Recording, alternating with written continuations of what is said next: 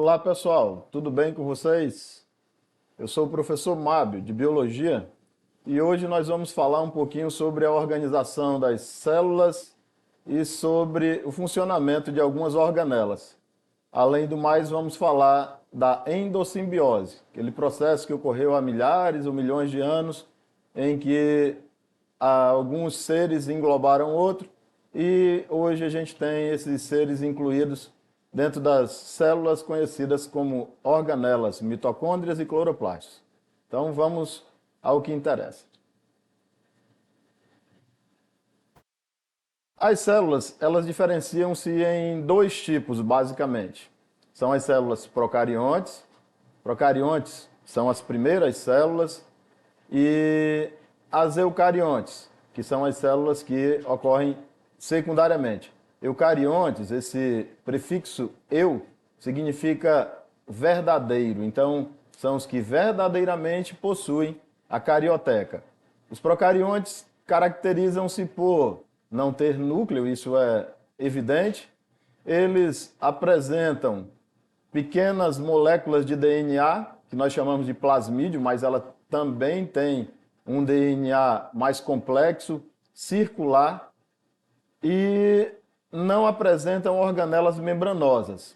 Essas organelas membranosas só vão ocorrer nas células eucariontes. Mas espera aí, não tem organelas de nenhum tipo? Tem sim, tem os ribossomos, que são as organelas responsáveis pela síntese de proteínas. Não possuem citoesqueleto. E quais são as células procariontes?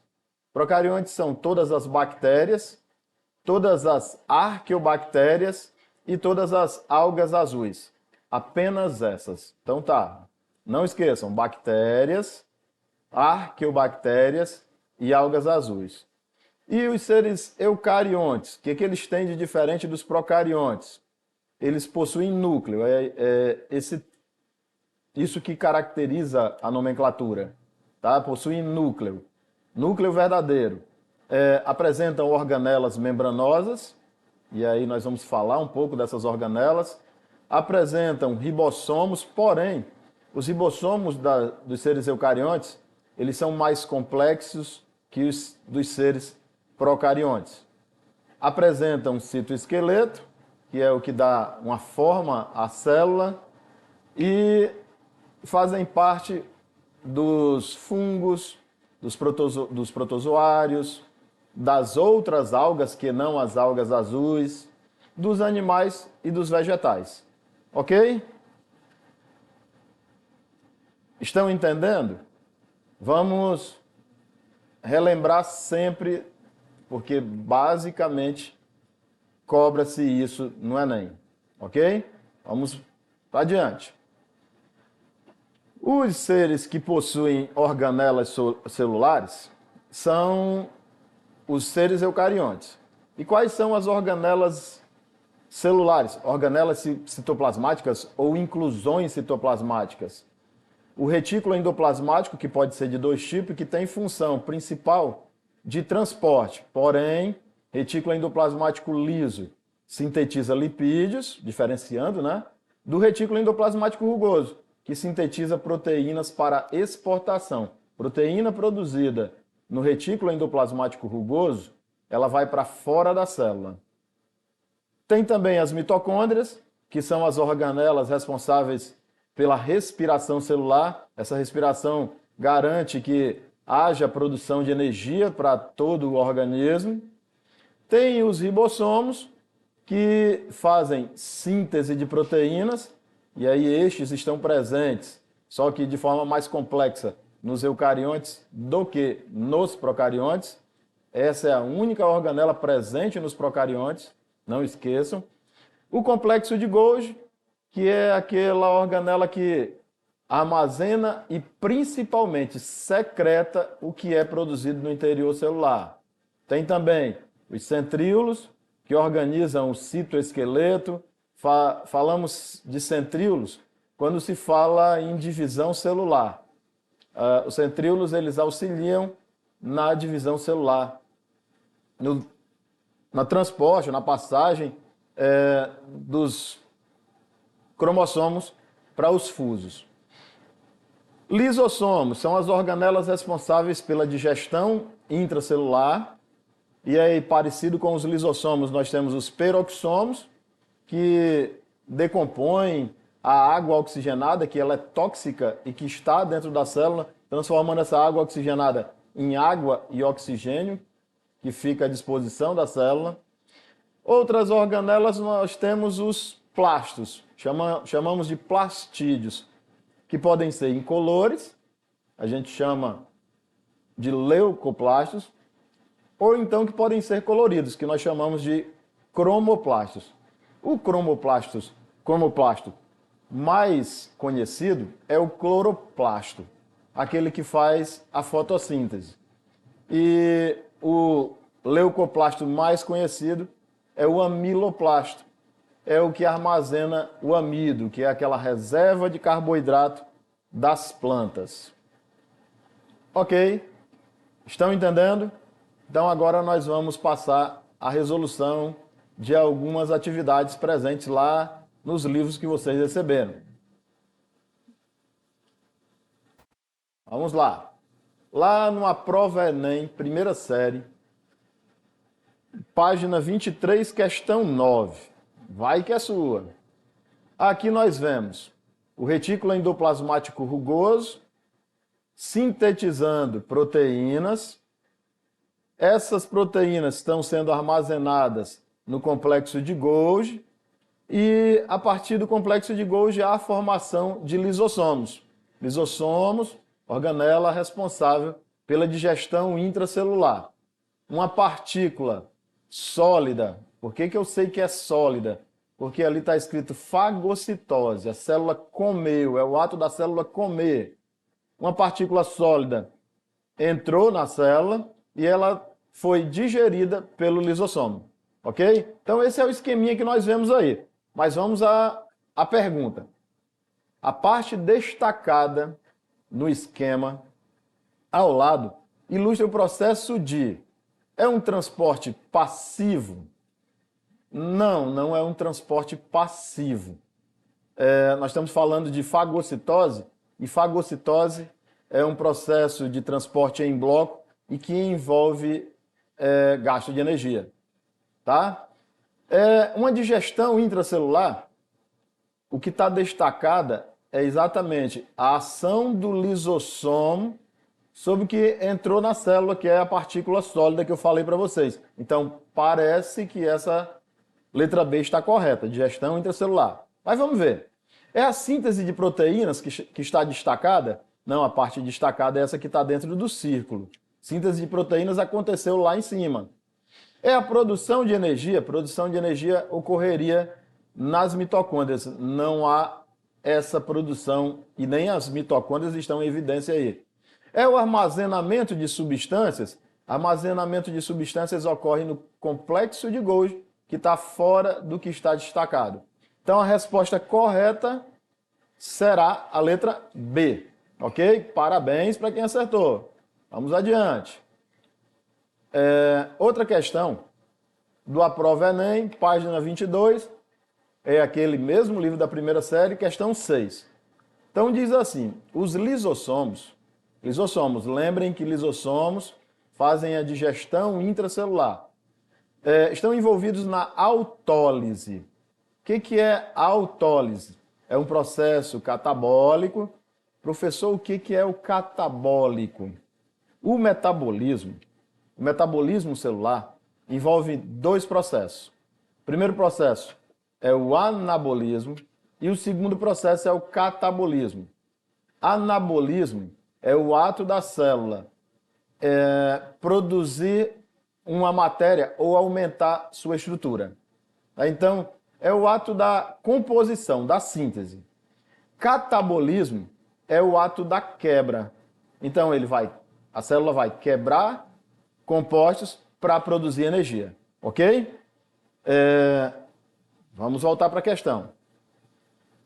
É um processo catabólico que envolve a degradação de componentes da própria célula. Essa é a razão pela qual os lisossomos são frequentemente chamados de bolsas suicidas. A morte celular descrita é feita por meio da liberação de enzimas contidas nos lisossomos. Lembra que os lisossomos fazem a digestão intracelular. Enzimas degradam compostos. Então, aparentemente, a resposta A está correta.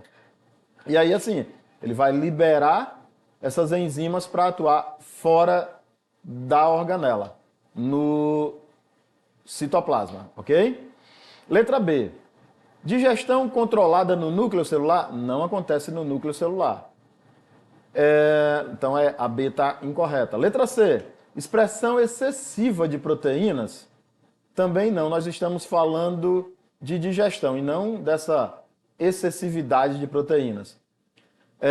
Produção de toxinas específicas? Não, produção de proteínas para atuar na quebra citada no texto.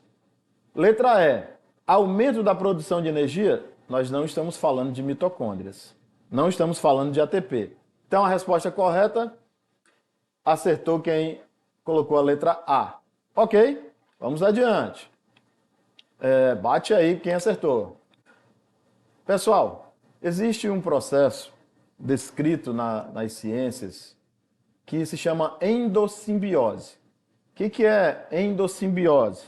É um processo em que houve uma associação entre organismos, e aí a gente trata desses organismos como sendo seres primitivos, que datam lá da origem da vida, 3,5 bilhões de anos.